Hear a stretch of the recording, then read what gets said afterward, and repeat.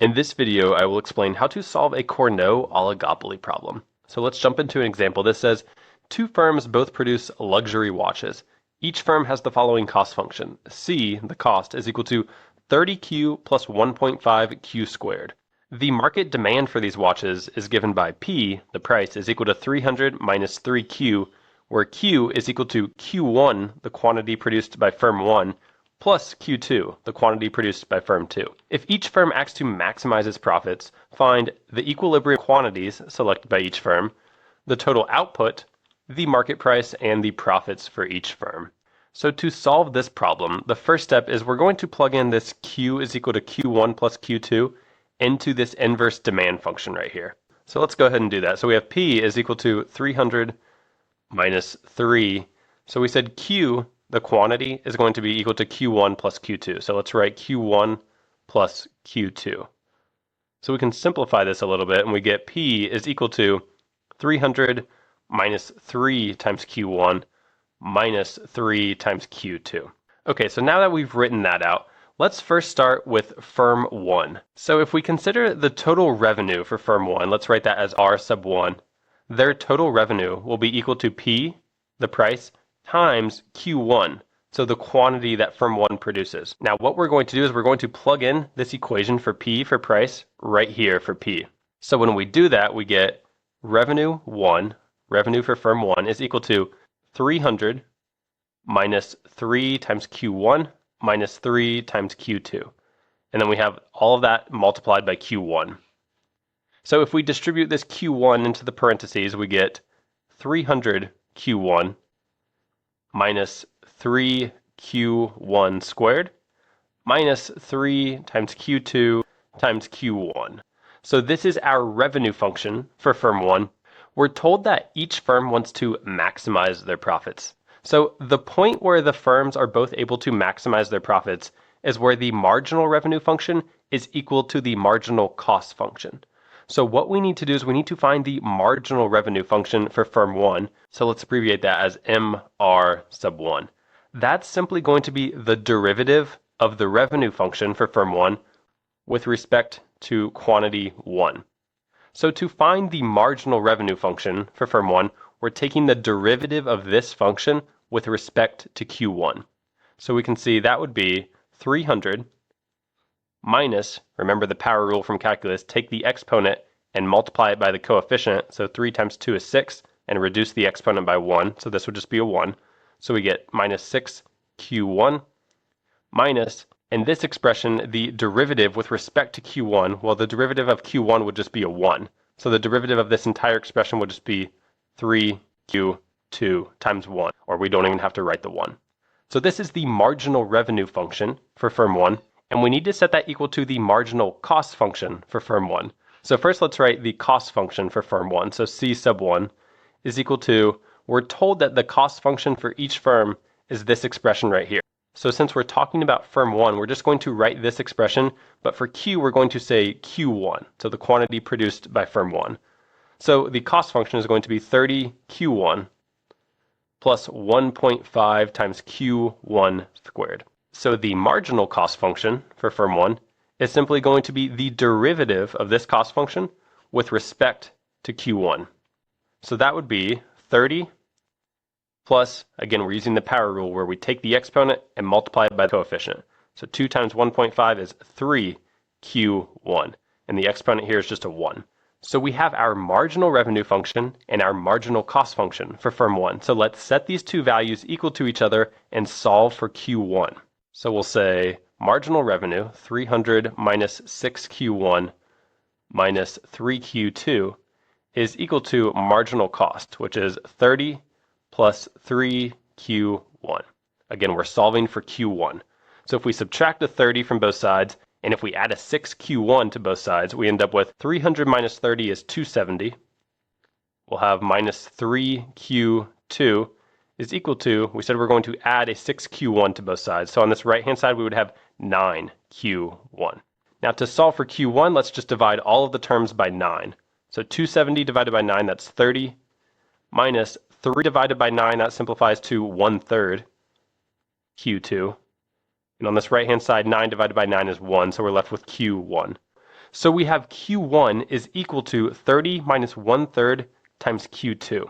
Now, this is known as the reaction function for firm 1, and it describes how firm 1 adjusts its quantity in response to the quantity chosen by firm 2. So we found the reaction function for firm 1. What we're going to do next is find the reaction function for firm 2, and we're going to use the exact same process to do so. So I'm going to clear a little bit of space here. Okay, so I've written the reaction function that we found for firm 1 right here. What we're going to do is find the reaction function for firm 2. So let's start with the revenue for firm 2. Let's say R sub 2. That's going to be equal to P times Q2, the quantity produced by firm 2. So we know what P is equal to. So let's go ahead and write this out. We have 300 minus 3Q1 minus 3Q2, and all of that is multiplied by Q2. So if we distribute the Q2 into the parentheses, we get 300 Q2 minus 3Q1 times Q2 minus 3Q2 squared. So that's our revenue function for firm 2. Now we need to find the marginal revenue function for firm 2, which is just going to be the derivative of the revenue function with respect to Q2, the quantity produced by firm 2.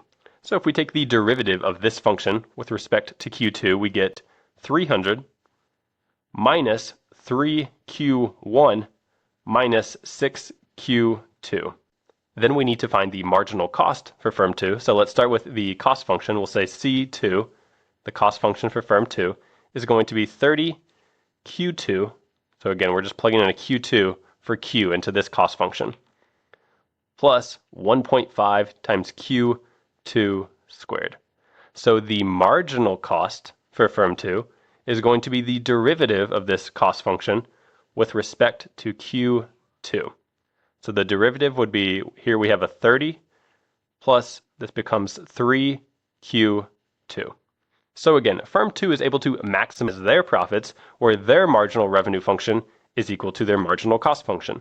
So let's set these two equal to each other and solve for Q2. So we would get 300 minus 3Q1 minus 6Q2 is equal to 30 plus 3Q2. Again, we're solving for Q2.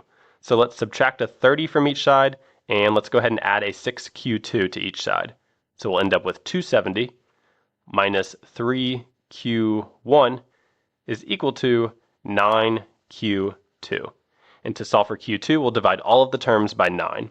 So 270 divided by 9, that's 30, minus 3 divided by 9 simplifies to 1/3.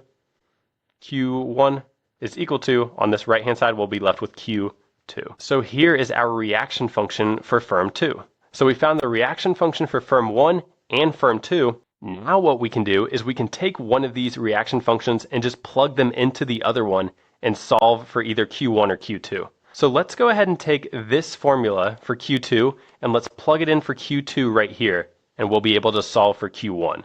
So again, I'll clear a little bit of space. Okay, so I've rewritten the reaction function for both firms. Let's go ahead and take this value for Q2 and plug it into the reaction function for Q1.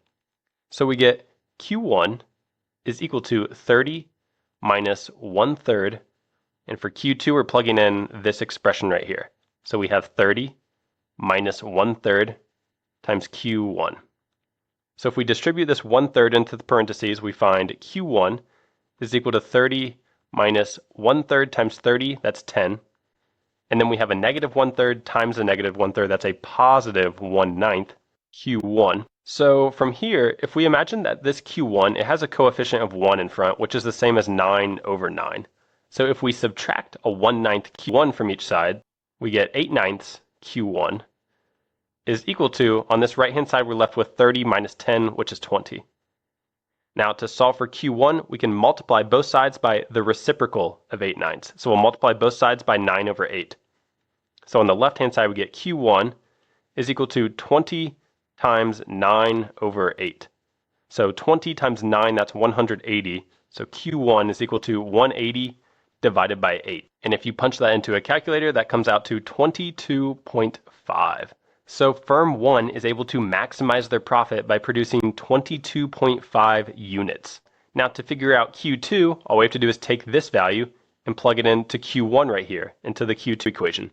So we get Q2 is equal to 30 minus 1/3 times 22.5, and that simplifies to 30 minus 7.5, which also comes out to 22.5. So firm 2 is able to maximize their profits by also producing 22.5 units. So we found the equilibrium quantities selected by each firm. We also want to know what is the total output. Well, the total output is simply the sum of the quantities produced by the firms. So that's 22.5 plus 22.5. So let's clear a little bit of space here and write that. Okay, so we'll say the total output is simply Q1 plus Q2, which we just found is 22.5 plus 22.5, which is 45. Then part C says find the market price. So we know that the formula for the market price is P, the price, is equal to 300 minus 3Q, where Q is the sum of the quantities produced by both firms, which we just found was 45. So all we have to do is plug in a 45 for Q right here to figure out the market price. So we'll say P, the market price, is equal to 300 minus 3 times 45. This simplifies to 300 minus 135, which comes out to 165. So the market price for these watches will be $165. And lastly, part D says find the profits for each firm. So the profit of each firm, let's abbreviate that with this pi symbol, is simply equal to the revenue of each firm minus the cost of each firm. So since we know that both firms will produce the same quantity and they're both selling at the same price, they're going to have the same profit. So all we have to do is calculate this profit once, and we know that each firm will have the same profit. So let's go ahead and say profit for firm 1. That's going to be the revenue function for firm 1 minus the cost for firm 1. So the revenue for firm 1 is going to be P, which we just found is 165, times Q, the quantity produced by firm 1, which is 22.5. And from that, we have to subtract the cost function, so we know that this is our cost function. So that's 30 times, for Q, we're plugging in a 22.5, and then we're also subtracting a 1.5, again, times Q, so Q is 22.5 squared. So when you punch these values into a calculator, here's what you get. So the profit for each firm comes out to about $2,278.13. So that is the basic process that you can use to solve a Cournot oligopoly problem.